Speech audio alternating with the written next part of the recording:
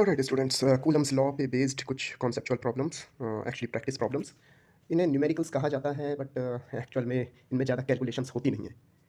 तो ऐसे क्वेश्चंस आपको करने चाहिए, क्योंकि इनमें कैलकुलेशन एरर के चांसेस होते नहीं हैं और बहुत ईजिली क्वेश्चन हो जाते हैं। Electrostatic force between two charged small bodies is 10 newton. If the distance between them is halved, then find new force. Okay, so इस क्वेश्चन में चार्जेस की वैल्यू नहीं दे रखी है, तो कई स्टूडेंट इसमें प्रॉब्लम करेंगे। लेकिन ये क्वेश्चन डिज़ाइन ही इस तरह से किया गया है। Let me tell you, whenever two situations are given कि पहले वो ऐसा था, बाद में ऐसा हो गया, तो always divide your page into two part. So here we have case 1, old, and here we have case 2, new. So old force was 10 Newton, उसे मैं F ही लिख रहा हूँ. 1/4πε0 को मैं स्मॉल k लिख रहा हूँ, and I am writing it small k, इसे कैपिटल K मत लिख दीजिएगा. And then Q1 Q2 upon R square. इनमें से हमें सिर्फ F पता है. आप कहेंगे K भी पता है, लेकिन उसे रखने की कोई ज़रूरत नहीं है. न्यू F, इसके सबस्क्रिप्ट में न्यू लिख देता हूँ. ये हमें पता है, ये हमें पता है, ये हमें निकालना है. तो K पे कोई चेंज नहीं आएगा. Q1 Q2 भी सेम है, और अपॉन में आर स्क्वायर की जगह हाफ्ड हो गई है डिस्टेंस उनकी, मतलब हाफ हो गई है. अंग्रेजी में हाफ का हाफ्ड हो जाता है, तो r/2 का स्क्वायर. एंड सी, जब आप इसे एक्सपेंड करोगे तो it will look like this. F new is equal to K Q1 Q2 upon R square upon 4. R square हो गया, और ये इसका भी स्क्वायर होगा, ये 4 हो जाएगा. And this 4 will go to numerator. I am doing it here. तो ये हो जाएगा मल्टीप्लाइड बाय 4. ऑलराइट, अब देखिए, जो पुराना F था वो ये था, और जो नया F है वो ये है. एक बार इसे इसके अपॉन में करके देखते हैं.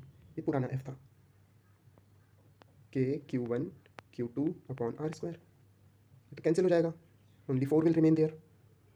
तो हमारे पास आ जाएगा, हाँ, F new upon F equal to 4, which implies F new equal to 4 times F. और F की हमें वैल्यू गिवन थी पहले ही, 10. ऑलराइट, सो यहाँ रख देंगे 4 multiplied by 10, that is 40 Newton. बहुत ही सिंपल क्वेश्चन है, लेकिन 1 से 2 नंबर में आने के लिए ये पॉसिबल है, ये पॉसिबिलिटी है इसमें. अगला क्वेश्चन देखते हैं.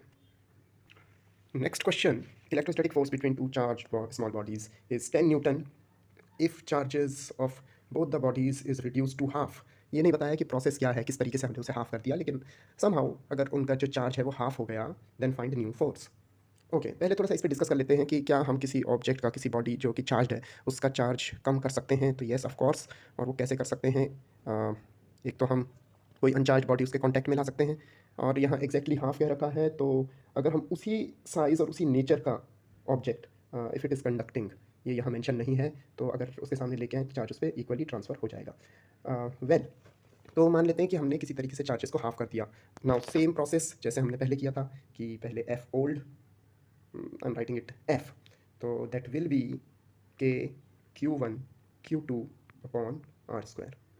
नाउ इन दिस केस जो डिस्टेंस है उस पर कोई बात नहीं कही गई है, तो जो F न्यू होगा that will be K Q1 की जगह Q1/2, Q2 की जगह Q2/2 upon R square. So it's quite obvious कि 2 2 4, आगे 1/4 का फैक्टर आ जाएगा. F new is equal to 1/4 times K Q1 Q2 over R square. And once again दोनों को डिवाइड कर लेंगे, ऐसा हमने पहले भी किया था. आई होप ये क्लियर है काफ़ी. ये पहला केस है जिसमें ये 10 न्यूटन का फोर्स लग रहा है, और ये अब दूसरा केस है जबकि चार्जेस हाफ हो गए हैं, तो फोर्स इतना निकल के आया. तो for further calculation we have to divide this F new by this old F. तो ये हमारे पास हो जाएगा F new upon F old. उसकी वैल्यू है हमारे पास, F न्यू आया हमारा 1/4 K Q1 Q2 over R square, and over K Q1 Q2 over R square. So answer is 1/4। F new निकालना है तो ये वाला एफ उधर चला जाएगा, F multiplied by 1/4, that is f/4, and that is 10/4, and that is 2.5 newton. Moving on, एक और सिचुएशन हो सकती है, electrostatic force between two charged small bodies is 10 if charges of both the bodies is reduce to half and also the distance between them is reduce to half. तो दोनों को ही अगर हमने हाफ कर दिया तो अब क्या इफेक्ट पड़ेगा? So this time I hope all of you can do it, still I am doing it. तो अगर आप खुद करना चाहते हो तो वीडियो को पॉज करके एक बार खुद ट्राई करो। Okay, so once again same process, f equal to k q1 q2 upon r square, and on other side f new is k, तो दोनों q रिड्यूस हो गए हैं हाफ में, q1/2 and q2/2, and upon r is also halved. All right, so f medium will be, numerator में 4 आ जाएगा, 1/2 4 आ जाएगा, k q1 q2 upon r square, and upon oh sorry not this जो r है that is r/2, तो ये हो जाएगा r²/4,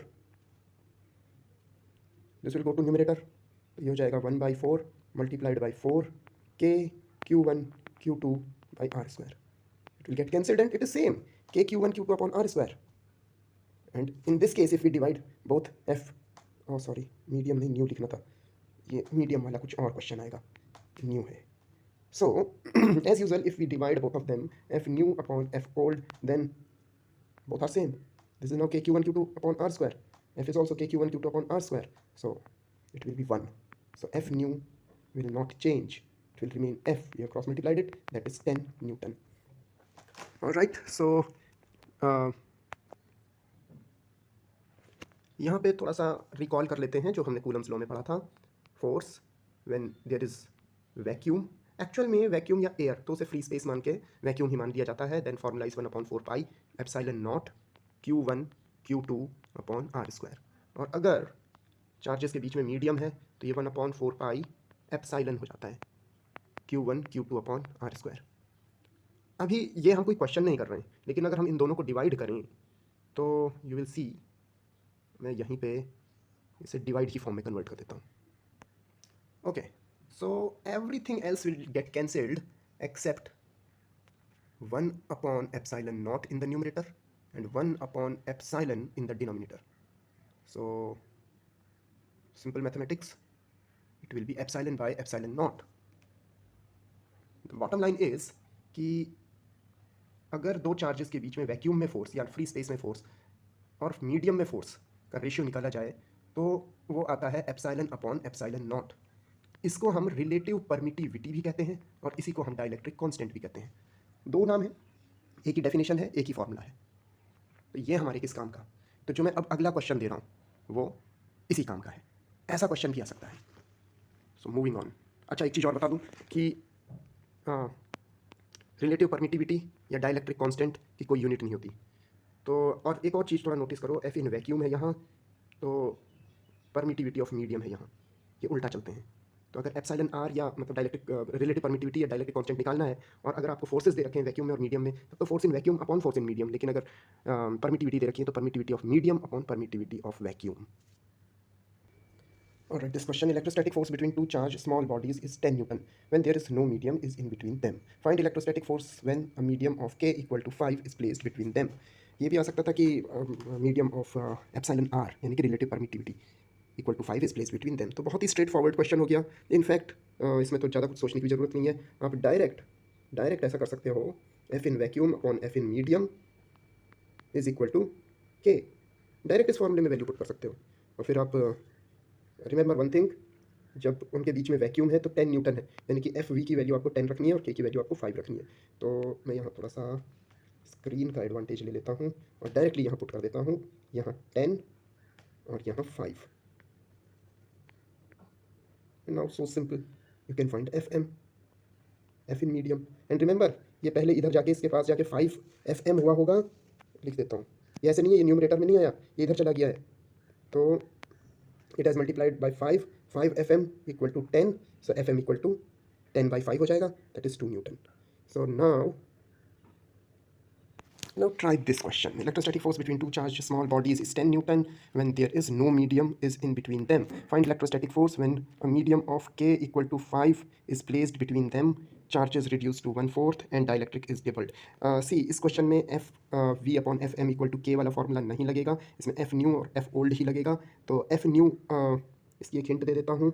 F new को आपको ऐसे लिखना पड़ेगा 1/4 पाई एप्सिलॉन नॉट और Q1 Q2 upon R square, और एफ इन मीडियम को एफ न्यू को आपको ऐसे लिखना पड़ेगा 1/4 पाई एप्सिलॉन नॉट के। अब देखना यहाँ पे खाली एप्सिलॉन आना था, लेकिन अगर आप ये फॉर्मूला देखो K equal to epsilon upon epsilon naught, तो एप्सिलॉन की वैल्यू एप्सिलॉन नॉट इंटू के बराबर हो जाती है। तो इसलिए आप यहाँ पे एप्सिलॉन नॉट के लिख सकते हैं, और मैं यहाँ लिख नहीं रहा हूँ। Q1 चेंज हो जाएगा, Q2 चेंज हो जाएगा और R भी चेंज हो जाएगा। वो वैल्यूज़ आप यहाँ रखो, उन्हें सिंप्लीफाई करो, जो सिंप्लीफाई करके आता है फिर दोनों को डिवाइड कर दो, बहुत कुछ कैंसिल हो जाएगा, बहुत कुछ कैंसिल नहीं होगा। उनकी वैल्यू पुट करके आप अपना आंसर कमेंट में लिख सकते हैं।